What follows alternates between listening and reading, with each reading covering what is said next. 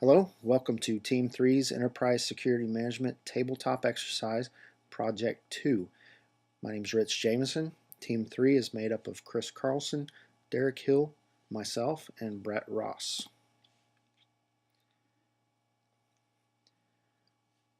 The scenario selection process was executed via the FMyI collaboration website. It was used for general discussion and research of tabletop exercises. In this way, we could all collaborate and share our findings on this subject. We came up with 3 scenarios, and one of those scenarios was ultimately selected by majority vote. The scenario selection was laid out with 3 scenarios. Scenario 1 involved a medical management company in which various systems tied into each other experience some difficulties and sort of create a cascading effect. One system goes down, which affects the other, which affects the other. Scenario 2 involved flight management company, a reservation company. In this particular situation, involved a actual terrorist attack on a power plant. This scenario was actually the scenario that we ultimately went with. Scenario 3 involved a insurance company which was inflicted with disaster by a tornado. The creator of the scenario ultimately became the facilitator as well. For our particular project, Scenario 2, Brett Ross ended up being the chosen one. The injects were created by Brett Ross. There were 8 of those. And our exercise began without immediate anticipation. What I mean by that is that we didn't anticipate the exact timing of the first, second, third, even on into the 8th inject. We knew they were coming, but we didn't know exactly when those injects were coming. And for this reason, I believe that in the FMyI environment, it more accurately resembles a drill. From our research, we understand that tabletop exercises can occur in a conference room type setting. When you're in that conference room type setting, you're there for a purpose. Everybody knows why you're there, and you anticipate the injects almost immediately. The execution of our exercise took place on the FMyI website. And I think this environment provided some benefits. One, it allowed traditional students and online students to collaborate together and execute the project as if we were in the same room. It has a forum-like interface. We've all used forums where you can create a topic, create a subject, and have people comment on that topic, and it's all nicely contained within that one thread. The FMyI collaboration site is very much like this. It also logs all the activity, provides dates and times for all the messages, the files when they're uploaded. And what this does is it allows the students, team members, to catch up on the activities so that they have a time frame, a frame of reference for when these things have happened. More on the execution. Our execution procedure began with the facilitator initiating the exercise, introduce themselves, introduce the exercise scenario, and then introduce the first inject.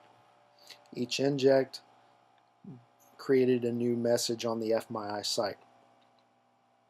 This allowed the inject responses to be very contained, and this equals organization.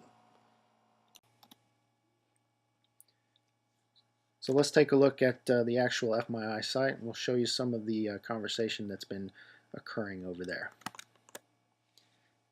So here we hopped into the FMyI site. You can see Brett Ross posted a message, introduction, first inject for Team 3's tabletop exercise. He introduces himself as the facilitator. He gives a little bit of background on the scenario and what we're looking at, and then he follows it up with the first inject. And you can see here that there's several responses to that first inject, all contained within the confines of this single message here. As you scroll up a little bit here, you can see inject 2 describes inject 2 and the responses here. Inject 3, the responses in regard to that inject.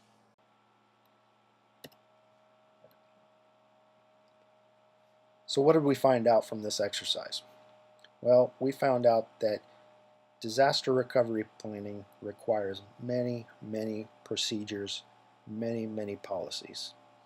We listed out several policies and procedures and checklists in this small little exercise, but I don't believe that it even begins to scratch the surface of what a real disaster recovery plan encompasses. Each inject revealed requirements. It revealed system operation requirements. What does it take to keep that system running? Power facility sustainment, legal documentation. What happens if we end up in a litigation after the fact? What kind of documentation do we need to take to that situation? Checklists. What kind of tools do you need? It's important to have all that stuff laid out beforehand so that you're not scrambling around trying to find this item or that item. You need those checklists.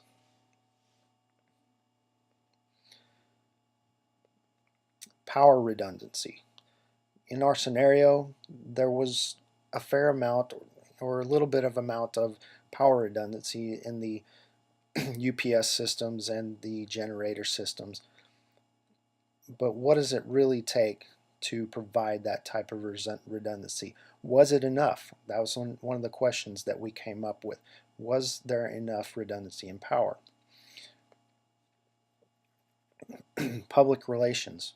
What do we tell the media when they inquire about the situation that we're in and how we're trying to remedy it? InfoSec and information assurance awareness training. How are we going to train our employees so that they can adequately handle the situations that they are faced with in an adversity? Supply chain management. You don't want to be caught without adequate supplies if you're in need of batteries. How are you going to power those flashlights if you need to go into a dark room and turn on a generator? You need to have those types of things in place.